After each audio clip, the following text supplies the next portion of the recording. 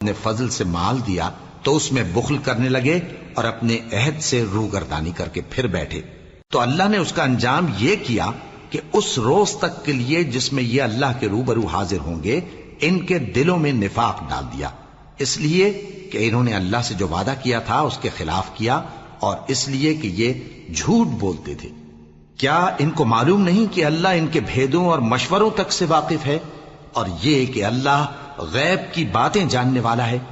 جو مسلمان دل کھول کر خیرات کرتے ہیں اور جو بیچارے غریب صرف اتنا ہی کما سکتے ہیں جتنی مزدوری کرتے اور تھوڑی سی کمائی میں سے بھی خرچ کرتے ہیں، ان پر جو منافق تان کرتے اور ہنستے ہیں اللہ ان پر ہنستا ہے اور ان کے لیے تکلیف دینے والا عذاب تیار ہے۔ تم ان کے لیے بخشش مانگو یا نہ مانگو برابر ہے،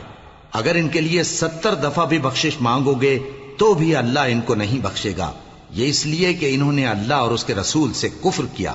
اور اللہ نافرمان لوگوں کو ہدایت نہیں دیتا۔ جو لوگ غزوہ تبوک میں پیچھے رہ گئے وہ اللہ کے پیغمبر کی مرضی کے برخلاف بیٹھ رہنے سے خوش ہوئے اور اس بات کو ناپسند کیا کہ اللہ کی راہ میں اپنے مال اور جان سے جہاد کریں، اور دوسروں سے بھی کہنے لگے کہ گرمی میں مت نکلنا، ان سے کہہ دو کہ دوزخ کی آگ اس سے کہیں زیادہ گرم ہے، کاش یہ اس بات کو سمجھتے۔ یہ دنیا میں تھوڑا سا ہنس لیں اور آخرت میں ان کو ان کے اعمال کے بدلے جو یہ کرتے رہے ہیں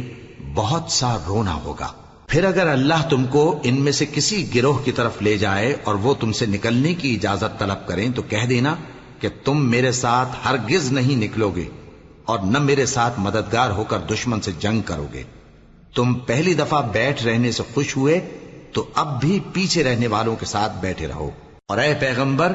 ان میں سے کوئی مر جائے تو کبھی اس کے جنازے پر نماز نہ پڑھنا اور نہ اس کی قبر پر جا کر کھڑے ہونا،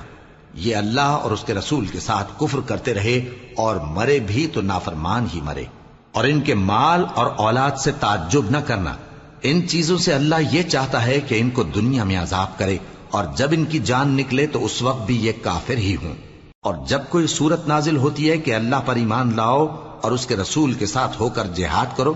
تو جو ان میں دولت مند ہیں وہ تم سے اجازت طلب کرتی ہیں اور کہتے ہیں کہ ہمیں تو رہنے ہی دیجئے کہ ہم بیٹھ رہنے والوں کے ساتھ ہو جائیں۔